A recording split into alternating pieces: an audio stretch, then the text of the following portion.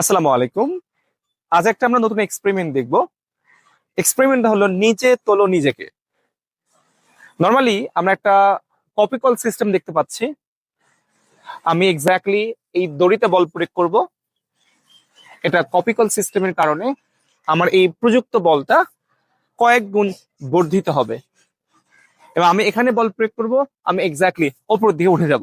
দেখি আমি আকাশে উড়ে যেতে পারি কিনা বল প্রয়োগ করে। নর্মালি আমি দাঁড়ালাম, এখানে দাঁড়ালাম, এখন দেখি বল প্রয়োগ করব। এক্স্যাক্টলি বল প্রয়োগ করছি, বল প্রয়োগ করছি, বল প্রয়োগ করছি, বল প্রয়োগ করছি।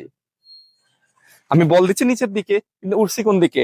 ওপরের দিকে। কারণ আমি যে বলটা প্রয়োগ করছি কয়েক গুণ কি হচ্ছে, বর্ধিত হচ্ছে। বল দিচ্ছি, ওপরে উঠতেছি, বল দিচ্ছি, ওপরে উঠতেছি, বল দিচ্ছি, আর ওপরে উঠতেছি।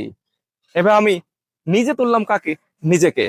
বল দিলাম একটু পরিমাণ বা মোটামুটি পরিমাণ, এটা কয়েক গুণ কি হয়ে গেল? বর্ধিত হয়ে গেল। কার কারণে? কপিকলের কারণে। নেমে গেলাম।